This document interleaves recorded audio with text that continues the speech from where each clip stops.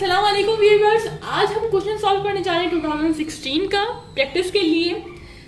Previous video में हम लोगों ने नॉन प्रॉफिट समझा था, नॉन प्रॉफिट ऑर्गेनाइजेशन क्या होती है, किस तरह काम करती है, ये सब हमने एक्सप्लेन करा था। अगर आपने वाली वीडियो नहीं देखी है तो इस वीडियो को देखने से पहले पार्ट 1 जरूर देखें।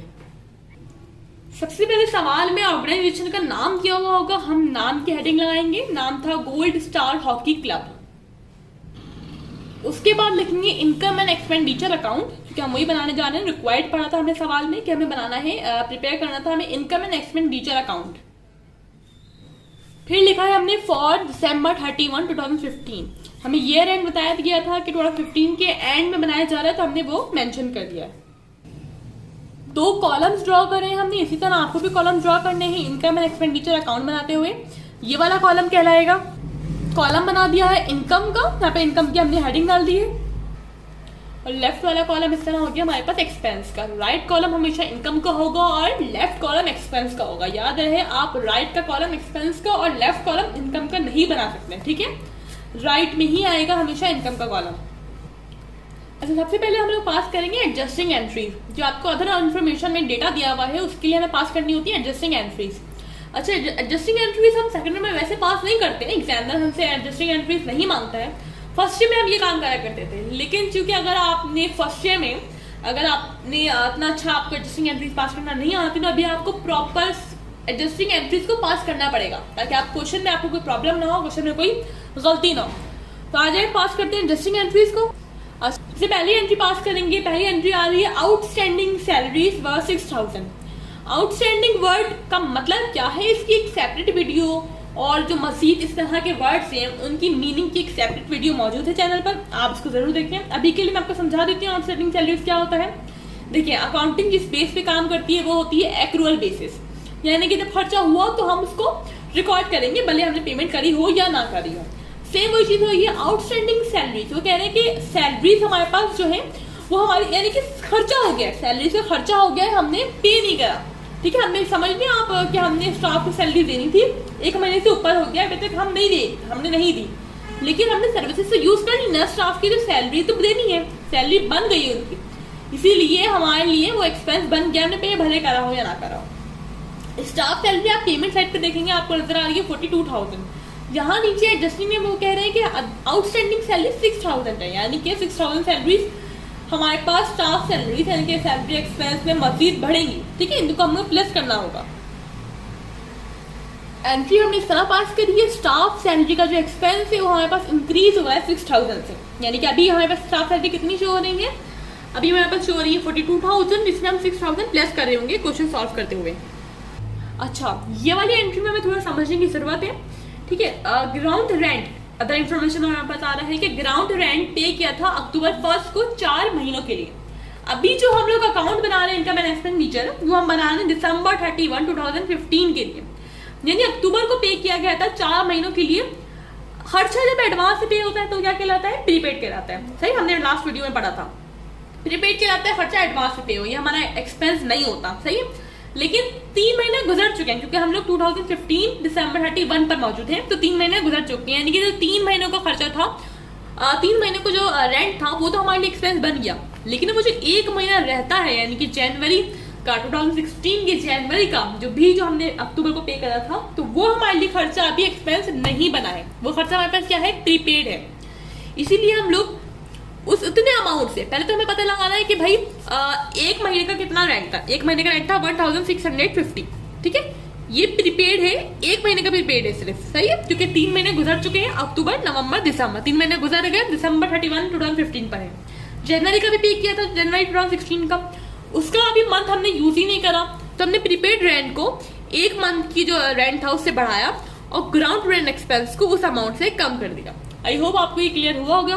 इस तरह जो ग्राउंड रेंट एक्सपेंस हम एक्सपेंस में लेकर जाएंगे, उससे हम लोग कम करेंगे, इसी अमाउंट से अपने ग्राउंड रेंट एक्सपेंस को इनकम एंड एक्सपेंडिचर अकाउंट में लाते हुए भी कम करेंगे।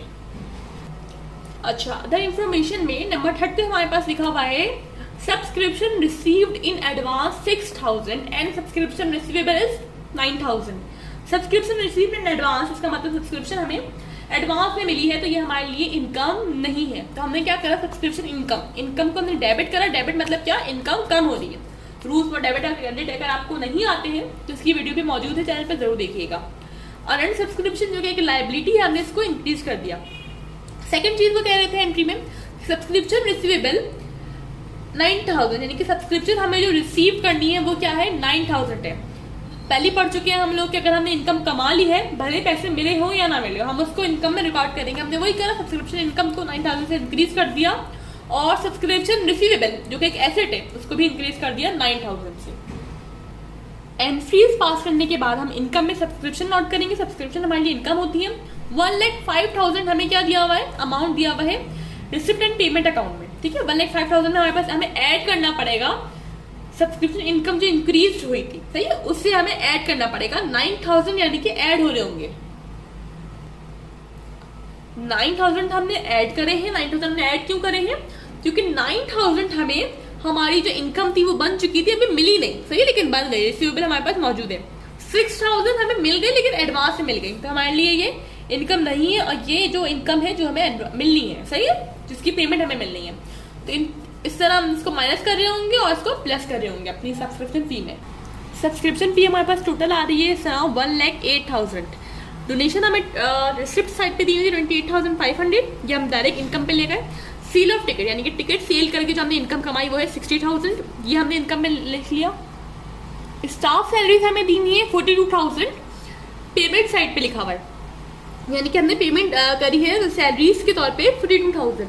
हमने अभी देखा था इंटरेस्टिंग एंट्रीज पास करी है कि हमें सैलरीज पेबल है, यानी कि सैलरी हमें पे करनी है मजीद 6,000, उसको भी इंक्लूड करेंगे इसके अंदर।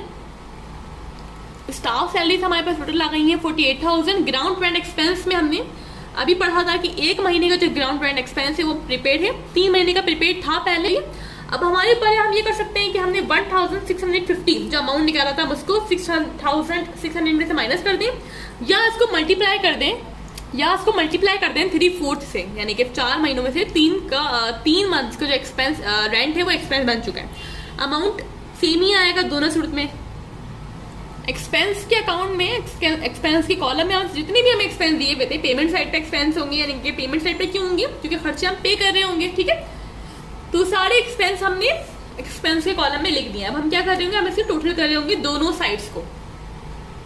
टोटल करने के बाद हमने अमाउंट लिख दिया। अच्छा, यहाँ पर सिर्फ वो अमाउंट लिखा जाएगा जो ज्यादा आ रहा होगा। इनकम का अमाउंट ज्यादा आ रहा था, इस वजह से हमने इनकम का अकाउंट जो अमाउंट आ रहा था वो दोनों जगह लिख दिया, ठीक है। अगर एक्सपेंसेस ज्यादा होते तो हम यहाँ पर एक्सपेंस का अमाउंट लिखते हैं।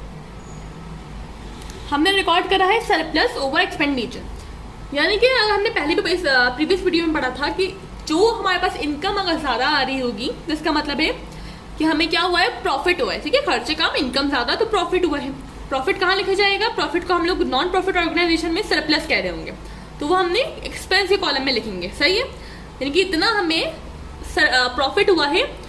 इनकम हमारे पास कितनी है 1,96,000, इसमें से हमने एक्सपेंस माइनस करे हैं, एक्सपेंस को टोटल करके हमने क्या माइनस करा, इनकम, ठीक है। तो हमारे पास ये बचा और ये क्या है हमारे पास प्रॉफिट, जिसको हम नॉन प्रॉफिट ऑर्गेनाइजेशन में सरप्लस कह रहे हैं।